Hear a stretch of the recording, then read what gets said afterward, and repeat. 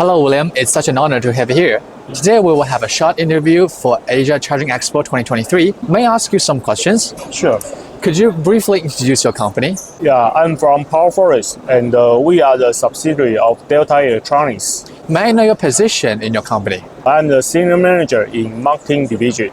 Among all products you brought here today, could you please introduce the most critical one? Okay, among the newly launched product, the most anticipated by our customer is the dual feedback LLC PF6771. PF6771 is a dual feedback LLC which integrated CRM PFC.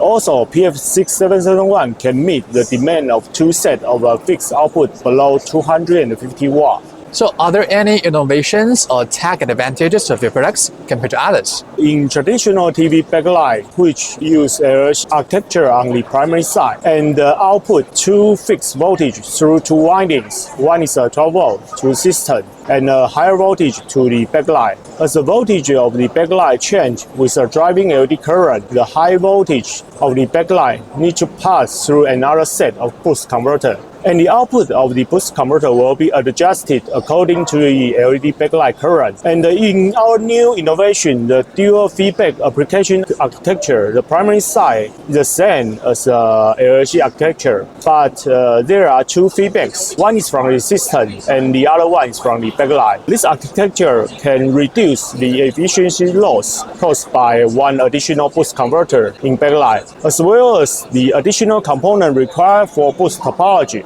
which can improve the efficiency and saving the cost. Traditional LLC use two windings, which limited the total power. So if you have separated power limited for a single group of the output, additional components must be used to the back end to limit the power, which will also increase the additional cost. By utilize a dual feedback architecture, as the upper and the lower switch are responsible for their representative output, they can be limited for each individual power without the additional components. Can you share with us some successful cases about your products? Okay, our primary side PWM controller take high share penetration in solution under 65 watt for laptops. This due to we have optimistic the trend of the USB-C and the PD. We have designed PWM controller that can be applied in PD adapter for a wide output range, which is our PF6151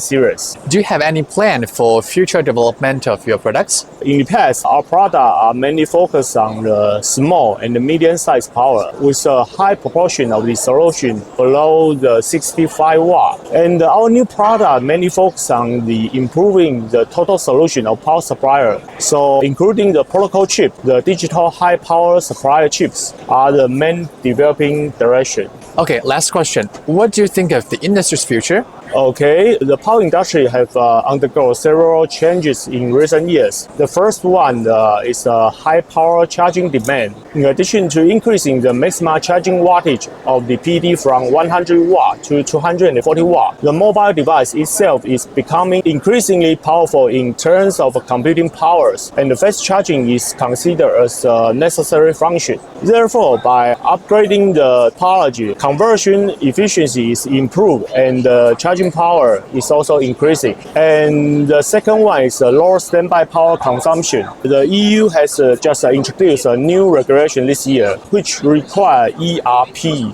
to have a power consumption less than 0.3 watt in the off mode, along with the system by 2027. And recently, major laptop brand companies have requested the chip vendor like us to propose a solution to meet this requirement from 5 volt to 20 volt output voltage. And we found that the chip itself and the control method also contribute a significant portion of the power consumption. So how to reduce their power consumption further is the next topic of our chip vendors. And the third one is unification of connector and the charging protocol. And as you know, USB-C already take a high portion in consumer products. And the charging protocol is also moving toward unified PD and the UFCS. So unification of specification usually means price competition. So how to make chips feature in standard protocol is also a topic for further chip vendor like us. Thank you for talking to us today, and we will have an exhibition next year. Hope we can see you at that time. Thank Okay, you. See you.